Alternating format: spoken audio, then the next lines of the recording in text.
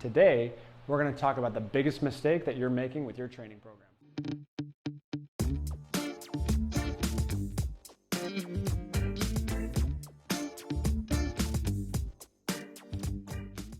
Welcome back to the channel, everyone. If you haven't subscribed to the channel, hit the subscribe button. If you like this video, hit the like button. If you don't like it, hit the dislike button and go find something on YouTube that you do like.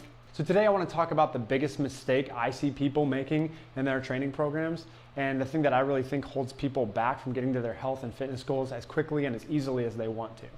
I want to start by saying that the fitness industry, I think, has a lot of really good ideas about how to get people healthier and moving better, and I think strength training at the gym, doing different movement patterns that they have you doing, eating well, figuring out what diet works for you, sleeping and recovering, I think those things are all super important.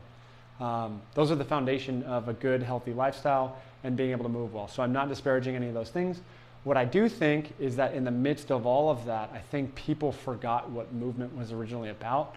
I think they've taken the environment in which they move and made it so controlled and so specific that they're losing the adaptive capabilities that I think that we were designed to have. And that's what I really want to talk about a little bit. So the main thing I think people are missing in their training is visual and vestibular training. So if you don't know what those systems are, your visual system is your eyes, but they were made to move. They move all around. You can actually look at stuff when your head's not moving. And they're a really, really important part of our brain's ability to predict. And then our vestibular system, you may have heard about the equilibrium in your inner ear. That's what your vestibular system is. It tells you which way up is, it tells you which way gravity's coming in. It gives your brain information about head movement. You can kind of picture it like the accelerometer in your smartphone, telling you how fast you're going in a certain direction or how fast or where your head's moving. Super important information when it comes to movement, right? Because if I don't know where my head's going or where it's moving, I could fall. If I don't know where gravity is, I could fall. So those are really important things that I think we take for granted, and we definitely don't train a lot. So if those systems start to degrade, either through injury or disuse, so injury could be I had a traumatic brain injury, I had whiplash, concussion when I got in a car accident, whatever that might be, or disuse, which is I just stopped using it, so my brain didn't pay attention or care about it, and it atrophied. It basically went away because your brain is use it or lose it. So whatever you stop doing, you get worse at. Whatever you do more of, you get better at.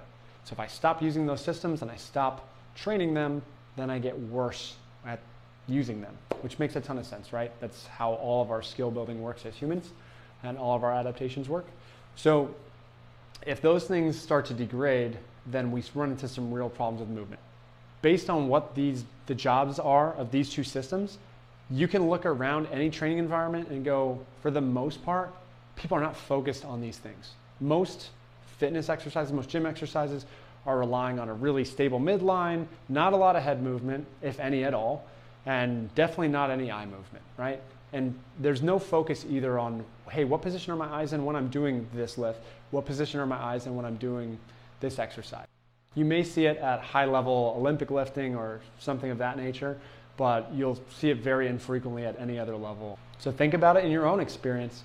How many times do you see gym exercises that are requiring you to move your head quite a bit, requiring you to balance while moving your head quite a bit, requiring you to move your eyes, either tracking a target or actually jumping your eyes between targets, or bringing your eyes together, or bringing your eyes apart to look far? So if you're relying on normal gym exercises to get the majority of your movement and you're not training any of these things, then those skills are probably starting to degrade, because you're relying on you being able to work on them in your normal environment. And maybe if you play sports, maybe if you go do a bunch of different outdoor activities, maybe you're getting some of that, and that's fantastic. And for the most part, when you see how much time people are spending in front of screens on average per day and how much time they're spending indoors, it's really unlikely that you're keeping up with all of these skills. So as we talk about this huge mistake that I think people are making in their training, I want to go through 3 ways that it might be affecting you that could really, really be detrimental to your progress and you getting to where you want to be. So the first issue that a lack of training of these systems could be causing you is pain. So if we take it back just a step and understand what our brain's main concern is all the time, it's safety. And it keeps us safe via prediction. Okay, so it has basically you're using pattern recognition 24/7 to make sure you survive. So If you see a big scary guy walking on the street, you might walk to the other side of the street. If you're walking down the street and you see someone with a little figure next to it and you go, hey, what figure is that? And then you go, okay, that's a dog. Is it a big dog? Is it a little dog? Is it a scary dog with its teeth showing? Is it pulling on the leash? Or is it pretty docile? And you're starting to analyze that information really, really quickly because your brain wants to know, hey, is this safe or do I need to get away from this, right? So with a very small example like that, you can kind of see, okay, my brain's constantly processing information to keep me safe.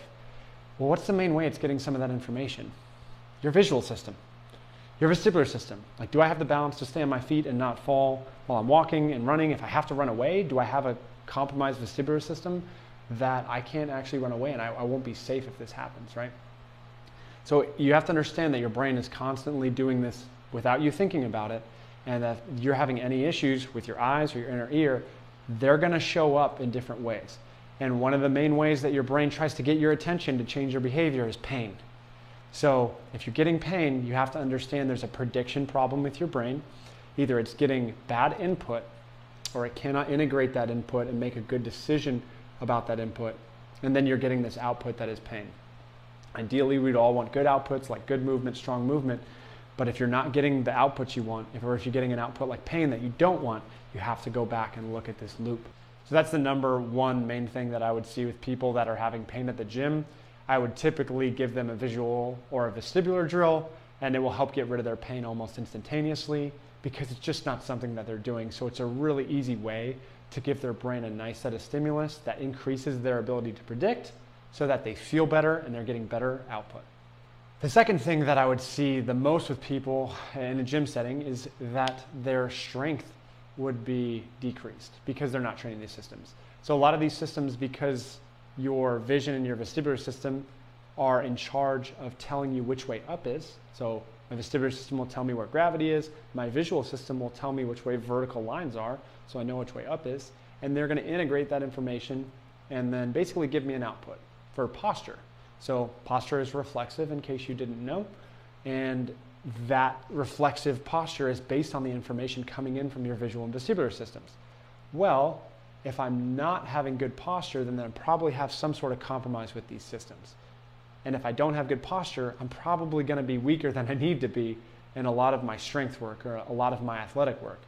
So because I don't have a stable midline, because I don't have stability, my brain would be worried about creating too much force and me falling or me hurting something. So it just won't let me actually produce the force that I may have the ability to produce because I'm not stable enough. So if you're looking at stability issues, any sort of midline back pain, or strength issues, I want to look at these systems to be able to address that. And the third thing I want to talk about is about stress and recovery.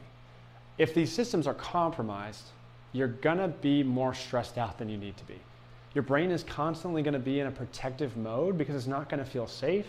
So it's either going to have you want to sit down a lot of the time or stay down and not do anything, or you're going to feel anxious or stressed out. Some of these systems can contribute a lot to emotional outputs that people get because their brain generally is scared of not being able to move well and not being able to navigate the environment well. So if you look at some of the anatomical connections, you'll see connections between eye movement areas and sympathetics, affecting things like blood pressure and heart rate and that fight or flight response that we need to be able to get us out of tough situations. You'll also see that with your vestibular system, right? It will basically, there's a part of your brain that responds to changes in posture and adjusting your blood pressure for changes in posture, right? So if I go from sitting to standing, I need to have a certain blood pressure response to keep blood flowing through my body and get it up to my brain. That's why if people have problems with their vestibular system, you might see them get up from some position and they get really lightheaded for a little bit or for a long time because they're not getting an appropriate connection between that vestibular input and getting the output of getting the right blood pressure out so that they can have blood to the brain. So you have to understand if your brain is constantly struggling with this and it's constantly in a stressed out state because these systems are compromised, your recovery is going to suffer and likely other areas of your life are going to suffer too. Your social life, your interpersonal relationships, things like that. There's no way to avoid the fact that if you're stressed out all the time and you don't feel good all the time, you're probably not going to be the best version of yourself.